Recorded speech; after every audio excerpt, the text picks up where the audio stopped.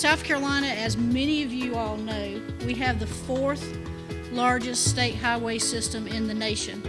Even for a relatively small geographical state as South Carolina, we have the sixth fastest growing population rate in the country. So where are we? What's my overall assessment? Kind of the state of DOT's roads, or the state of the state's roads. This is really it in a sentence, and that is basically that we are making steady progress to address the 30-year backlog of deferred maintenance on the system. Just the DOT by ourselves, we have actually tripled our road construction program across the state over the last couple of years. I anticipate that it's in not too distant future that number may climb to as high as $5 billion worth of work underway across the state.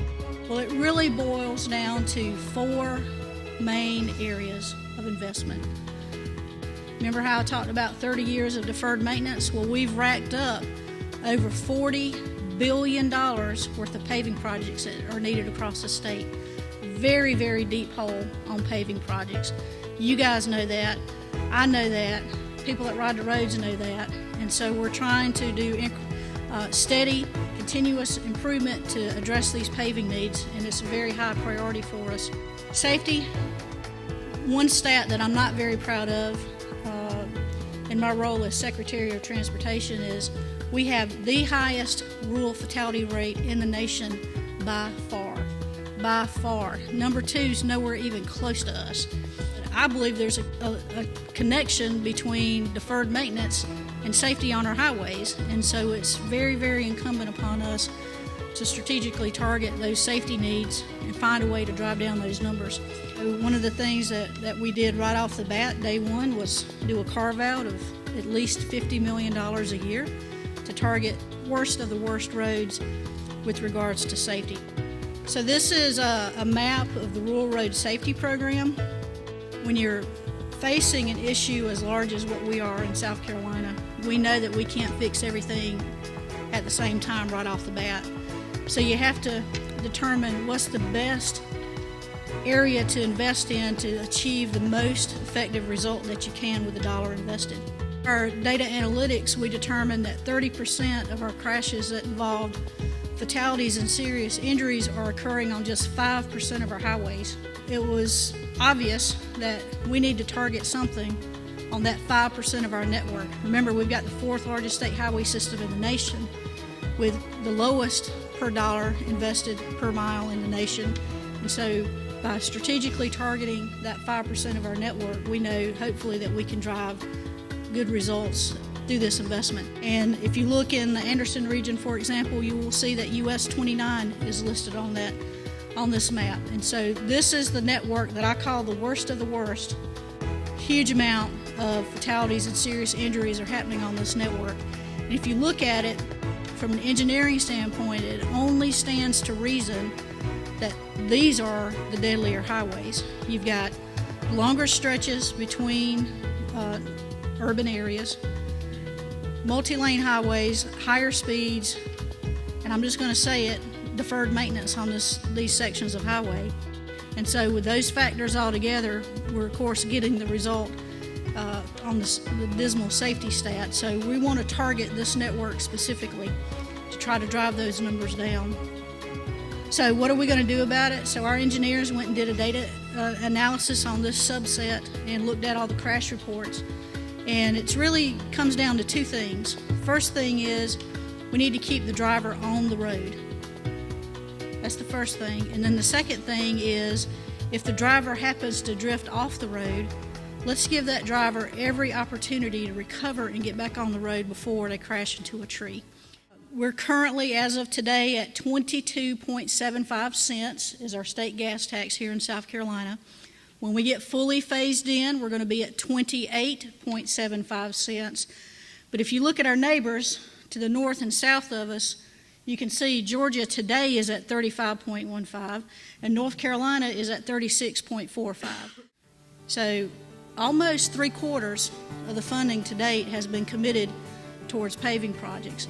And that is our single largest area that we intend to invest in, is paving. Okay, the new gas tax fund along with our federal funds and our other state funds, really all come together and form the financial basis of our 10-year program. Have any of y'all heard about a 10-year program, the DOT's 10-year program? We've set our strategic priorities, those 4 big that I talked about, and then we arrange the funding as required in order to hit those desired goals.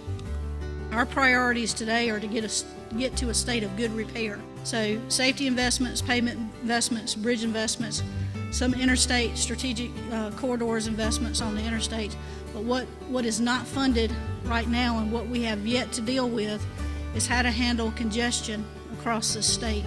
So that MPO and COG program, we're not anticipating at this point in time any additional funding coming to those areas. Now, we're very much aware that it's a huge need. We're very much aware that that's an area that we've got to find a solution for. So as additional funding gets discussed at the federal level or the state level, this is one of the areas that we want to have a conversation about for long-term, sustainable, recurring funding into that particular segment of the system. Here's the results we expect to achieve, and so we're measuring ourselves on this. Now, this data is as of December 31st here in our rural road safety program. We have already gone to contract with 393 rural road safety projects, about 40% of our 1,000 mile target over our 10-year period. So clearly we're tracking ahead in rural road safety. Bridge projects we've already accomplished, either to contract or completed and opened 114 bridge projects out of our planned 465 over the 10-year period. Our current assessment is about 70% of our interstate pavements are in good condition. That is the last data set that I have. I'm expecting the new data to come in within the next couple of weeks. We have a goal or a vision to get it up to at least 90% good within our 10-year period, and I feel like that's certainly very achievable for us. We have a very bold and aggressive interstate widening program that's well underway here in South Carolina. When I look back in the rearview mirror, we've done about 4 interstate projects to the tune of about $300 million over the previous decade.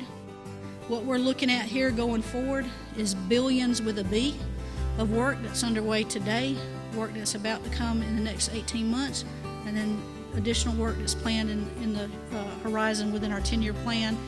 Really breaks down into 2 things for us. The first is dealing with our pinch points in this state from a freight perspective, the movement of people and goods up and down our interstate corridors, freight specifically. We've targeted 3 strategic interchanges in this state to invest in. So what's in common with all those things is they are all interstate to interstate connections. Very old designs.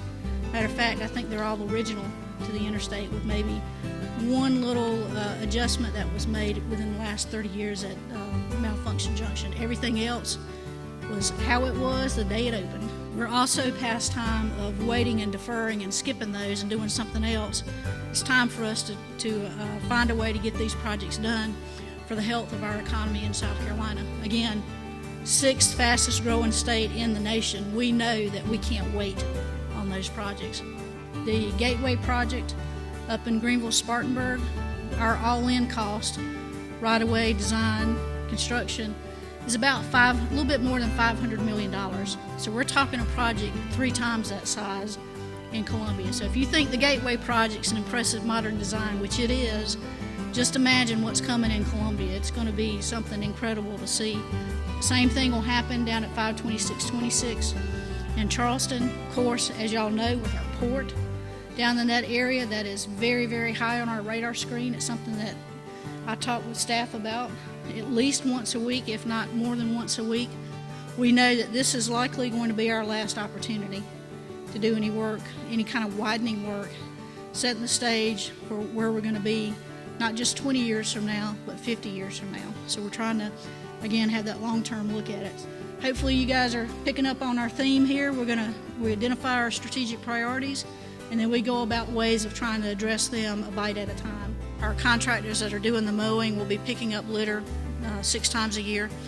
We also have our 2, as you mentioned, at statewide pushes, our fall sweep and spring clean that we're doing as a state DOT.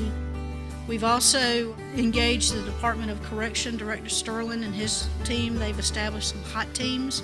We've been talking quite a bit with Palmetto Pride about developing a more comprehensive strategy towards litter education, enforcement, and abatement in our state. It's critically important to us to take action early and make adjustments as needed as we move along in time.